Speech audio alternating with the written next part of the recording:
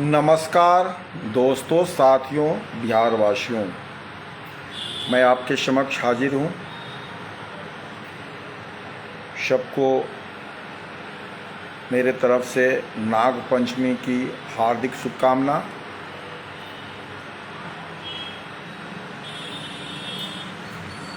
मेरा जो काम था समाज को जागृत करने का और राजनीतिक पार्टियों को आईना दिखाने का, वो मैंने लगातार किया, जिसका परिणाम बहुत ही सुंदर दिखाई दे रहा है। लगभग सभी पार्टियां अब रोजगार के मुद्दे पर, विकास के मुद्दे पर चुनाव लड़ने जा रही है बिहार में। ये सबसे बड़ी राष्ट्रीय आम जनशक्ति पार्टी की जीत है, जिसका नारा ही है कि हर समस्या का है एक उपचार, हर हाथ में हो एक रोजगार। जब हाथ में होगा रोजगार, नहीं उठाएगा कोई हथियार। सरकार बनाओ, सरकारी नौकरी पाओ। साथियों, आज सभी पार्टियों में देने की होड़ मची है। राष्ट्रीय आम जनशक्ति पार्टी इसके लिए संघर्ष कर रही है, करती आ रही है, जिसका परिणाम है कि आज सत्ता पक्ष हो या विपक्ष हो, होड़ मचा हुआ है। चाहे कारण जो भी हो, कोई वृद्धा पेंशन 2500 रुपया देने के लिए तैयार है, महिलाओं को 2500 रुपया देने के लिए तैयार है, कोई 3 डिसमिल ज़मीन देने के लिए तैयार है, कोई 5 डिसमिल ज़मीन देने के लिए तैयार है, कोई 5 लाख रुपया लोन देने के लिए तैयार है, कोई 25 लाख रुपया लोन देने के लिए तैयार है, कोई बिजली 125 यूनिट बिजली फ्री करने के लिए तैयार है, कोई 200 यूनिट बिजली फ्री करने के लिए तैयार है। गजब का होड़ है। सत्ता जब हाथ से छूटता है तो, या सत्ता प्राप्त करना होता है, तो देखिए पैसे कहाँ से जुगाड़ हो जाते हैं इन पार्टियों को। ये अपने बाप के यहाँ से कोई नहीं देंगे। मैं बार बार कहता हूँ, सभी आपका पैसा है, देश का पैसा है। देश की व्यवस्था में उतनी ताकत है, यह कितना भी खर्च करे कोई फर्क नहीं पड़ता है। यही तो मैं बार बार कहता हूँ कि देश की सत्ता पर जो बैठे हुए लोग हैं, उसी के कारण से देश की गरीबी और बेरोजगारी, चाहे जितने भी परेशानियां हैं जनता का, वो बढ़ रहा है। इनके एजेंडा में गरीबी और बेरोजगारी खत्म करना ही नहीं है। ये केवल 5 किलो अनाज पर देश के लोगों को आश्रित रखना चाहते हैं और वोट बैंक के रूप में इसको इस्तेमाल करना चाहते हैं। राष्ट्रीय आम जनशक्ति पार्टी के साथ देश के लोगों को जुड़ना चाहिए। हमें महत्वाकांक्षा नहीं है कि विधायक MP बने। हमारी यही महत्वाकांक्षा है कि देश के प्रत्येक लोगों को उसका अधिकार मिले, उसे रोजगार मिले। और जब तक रोजगार नहीं मिलेगा, देश का संपूर्ण विकास नहीं हो सकता है। देश के लोगों को राष्ट्र के साथ जोड़कर ही राष्ट्र का और देशवासी का विकास हो सकता है। यह कोई बड़ी बात नहीं है। देश के पास पैसों की कोई कमी नहीं होता है। एक बात मैं बार बार कहता हूं कि देश का खजाना तभी बढ़ेगा जब पैसा खर्च होता है। यहाँ उल्टा है, हम खर्च करेंगे तो घटेगा, और देश का पैसा खर्च होता है तो बढ़ता है। तो जो व्यवस्था इतनी ताकतवर और मजबूत है, जिसका पैसा खर्च करने से बढ़ता है, फिर सरकार लोगों को रोजगार देने में, अच्छा विद्यालय बनाने में, अच्छा अस्पताल बनाने में, दवाई देने में, स्कूल बेंच बढ़िया देने में, रोड नाला निर्माण करने में, इनको क्या प्रॉब्लम है? इससे भी रोजगार पैदा होता है। जितना अधिक काम होगा, काम मिल बांट कर ही करना चाहिए, किसी एक को देने की भी जरूरत नहीं है।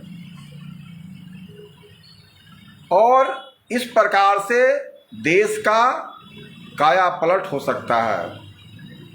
राष्ट्रीय आम जनशक्ति पार्टी को मौका दें, जुड़ें और हमारे पेज को लाइक सब्सक्राइब भी करें, ताकि हम अपनी बात को आप तक आसानी से पहुंचा सकें।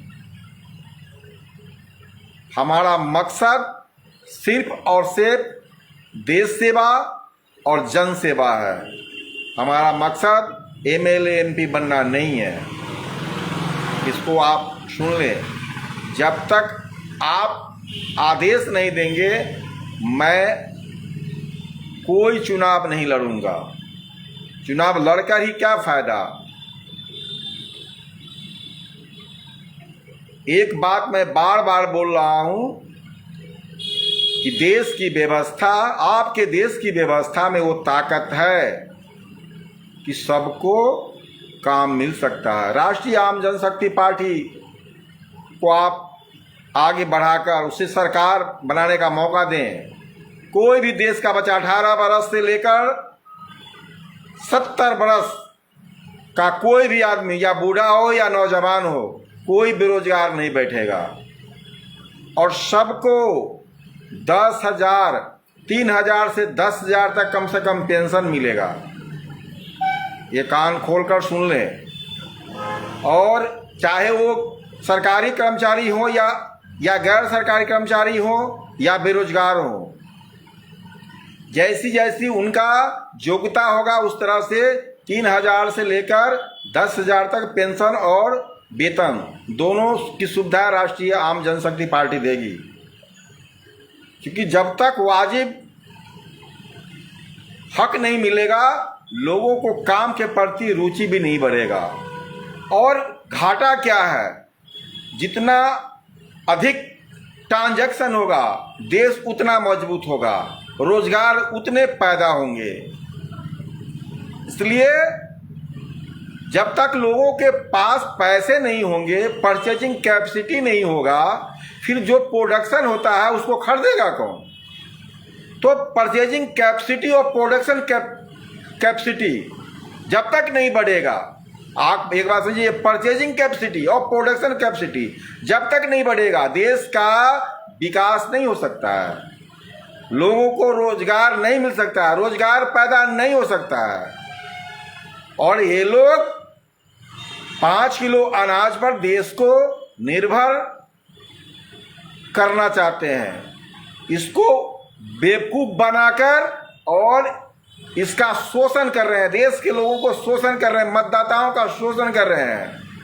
अभी तक जो भी पार्टियां सत्ता में आई है, चाहे वो कांग्रेस हो या भारतीय जनता पार्टी हो या और भी कोई पार्टी हो, आज इतनी बड़ी बड़ी घोषणाएं हो रही है। इतने दिनों तक ये लोग कहाँ थे? आपने पिछले ही चुनाव में 2020 के चुनाव में बिहार विधानसभा चुनाव हुआ था, उस समय तेजस्वी यादव ने कहा था कि एक कलम से हम 10 लाख नौकरी देंगे। तो नीतीश कुमार ने कहा था कि तुम अपने बाप के यहाँ से देगा, कहाँ से पैसा लाएगा? वही नीतीश कुमार बाद में नौकरी भी दिया तेजस्वी के कहने पर। और इस विधानसभा के चुनाव में जब आने वाला है तो नौकरी भी देने की बात कर रहा है, और 1 करोड़ लोगों को फिर 5 साल में कह रहा है कि नौकरी देंगे। भाई यही बात आप पहले कहाँ था आपका? और पेंशन भी बढ़ा दिया, बिजली भी फ्री कर दिया।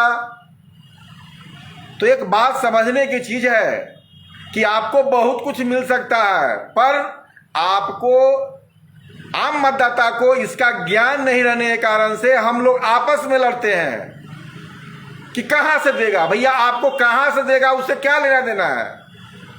वो अपने बाप के यहां से देवे या जहां से देवे, सत्ता ऐसा ही नहीं मिलता है। और वैसे जगह पर वैसे लोग क्यों जाएगा जिसके पास कोई विजन नहीं हो, कोई रीजन नहीं हो।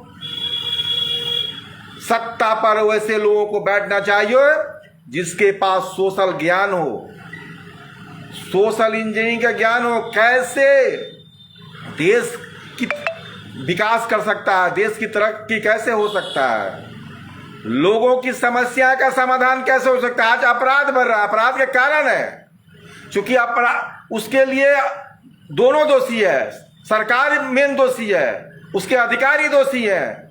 जनता से ज्यादा आपका सरकार और आपके उसके अधिकारी दोषी हैं। कोई भी समस्या का समाधान समय पर नहीं होता है। आज अधिकारियों का, कर्मचारियों का मन इतना बढ़ गया है कि आम जनता को जो है वह कुछ नहीं समझता है। वह अपने आप को मालिक, जो नौकर है, जो देश का नौकर है, हमारा नौकर है, वो मालिक बन बैठा है, चाहे नेता हो या कर्मचारी हो। वो इतना मजबूत बन बैठा है कि कोई भी बात वह न शेयर करता है, न समय पर कोई काम करता है। कैसे होगा? केवल रोना रोने से हमारा कल्याण नहीं होने वाला है। और मैं आपको आश्वस्त करता हूं कि आप लोग हमें मजबूत करें। किसी भी व्यक्ति को, किसी भी कर्मचारी अधिकारी के पास जाना नहीं होगा।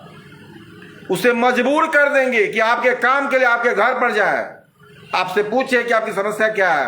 कर्मचारी को मजबूर कर देंगे कि आपकी समस्या क्या है, आपके घर पर जाकर समस्या का समाधान करेगा। आखिर पैसा किस बात का लेता है? लोगों को उल्लू बनाने के लिए, शोषण करने के लिए। देश का पैसा मेरा पैसा है और हमारे पैसों से वह अपना उसका घर चलता है, उसका चूल्हा जलता है और हम पर ही जो है जुल्म करता है। यह कैसी व्यवस्था है? कैसा लोकतंत्र है? केवल आप लोकतंत्र को मजाक बना के छोड़ दिया है। संविधान फिर किस बात का?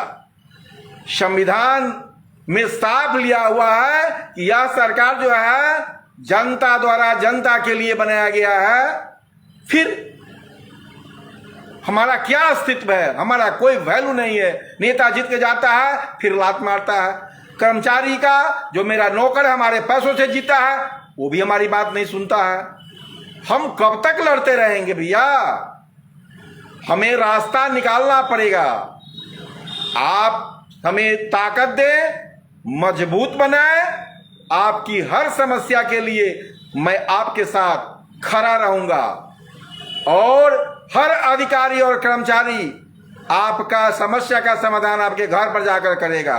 अगर ऐसी व्यवस्था चाहते हैं और आपके बच्चे को रोजगार चाहिए, आपको पेंशन चाहिए, रोजगार चाहिए, बिजली चाहिए, स्वास्थ्य सेवा चाहिए, शिक्षा चाहिए, सड़क चाहिए, तो राष्ट्रीय आम जनशक्ति पार्टी को मजबूत बनाए। मेरा नाम सुरेश कुमार है और मैं आपके बीच में का ही रहने वाला हूं और मैं लगातार आपके लिए संघर्ष कर रहा हूं, देश के लिए संघर्ष कर रहा हूं। देश की प्रगति कई गुना हो सकता है, लेकिन यहां का नेता केवल झूठ बोलता है, केवल झूठ बोलता है। झूठ इतना बोलता है और प्रोपगंडा इतना फैलाता है, अफवाह इतना फैलाता है और मीडिया को आगे करके पैसे देश का खर्च होता है और झूठ को पूरा आडंबर फैला के और लोगों को बरगलाने का काम करता है। कोई काम नहीं हो रहा है, कोई काम नहीं हो रहा है, केवल प्रोपगंडा फैलाया जा रहा है। इसे रोकने का हम सबका कर्तव्य है और राष्ट्रीय आम जनशक्ति पार्टी को आप सब मजबूत करें और हमें ताकत दें ताकि आपकी समस्याओं के लिए आगे भी लड़ता रहूं। जय हिंद, जय भारत, जय बिहार।